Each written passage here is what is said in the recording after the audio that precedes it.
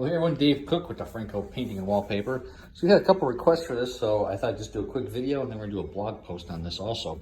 So basic tools that we use for wallpaper, that I use for wallpapering. So this one, obviously a roller handle.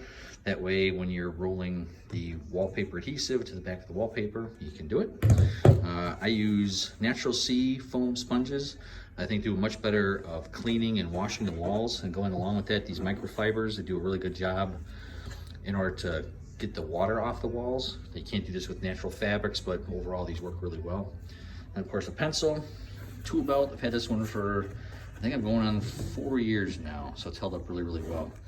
Then the pouch for measuring tape, and I've done a couple things on these snap-off blades. So this is this Tajima.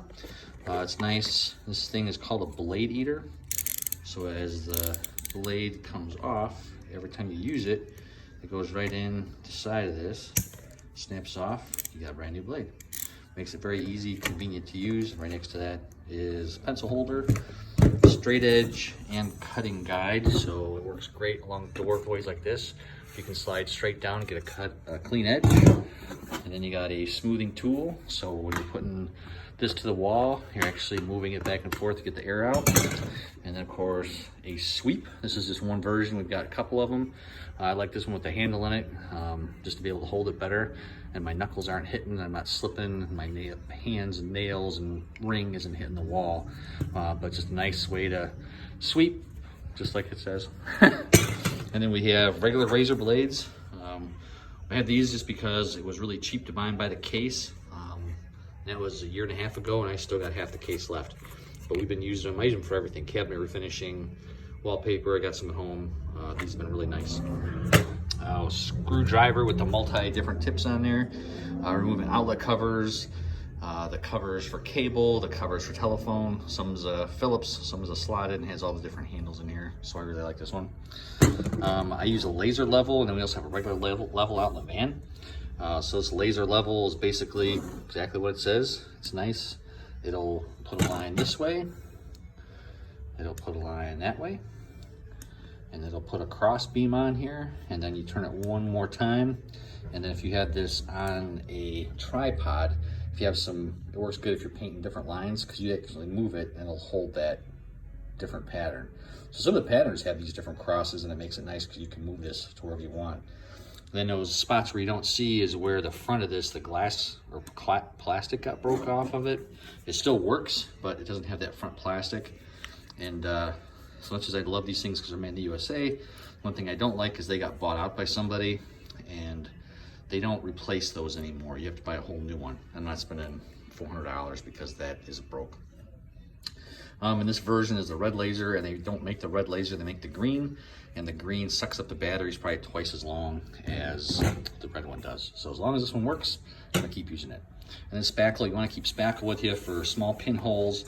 Depending on what you're hanging, if you're doing commercial and really heavy paper, some of the pinholes and picture holes, you don't have to worry about filling it, but traditional wallpapers, you're gonna have to fill all those holes. And then what I don't show here is a 5-gallon bucket, clean water.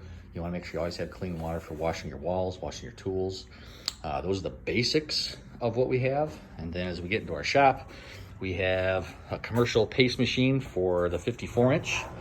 And then our wallpaper adhesive, the 234, I really like it. Goes on well, and it's really nice because if you shake it or stir it, the consistent gets thinner. It works really good for the paste machine, but it also makes it very easy to roll out. And then we have clay for some of the other fabrics that we have going up. And then this one is actually a smaller paste machine. Some of the bigger homes, we have one coming up where they actually have commercial wallpaper that's only 27 inches wide. So it's nice because we can use that paste machine and we don't have to worry about this big one getting the whole thing dirty. And it's a lot easier to carry the smaller one. And then the smaller one fits in a case. The bigger one, we had a case, and the case broke and had some water damage after being exposed to rain. So I would not recommend buying one of those.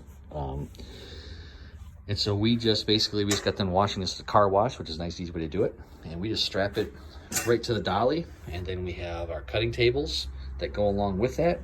And the outriggers, or not outriggers, but the side panel braces for the pasting. And then on the edge, fold out, so it has a bar that goes across for it, but that's a whole nother video. Anyway, and the other thing we have is wallpaper tables. We've actually been collecting these things. People have been getting rid of them, so just a set of wallpaper tables that we take with us to the job. So those are our basic tools that we use for wallpaper. And then we have some leftovers up there that we've been doing some training with our new guys to make sure they understand the techniques of wallpaper, the different types, and putting it up on the wall. If you want to learn about wallpaper installation, if you want to learn more about tools, give us a call, D'Franco Painting and Wallpaper. We actually have a couple classes that were scheduled prior to the COVID, and then we're going to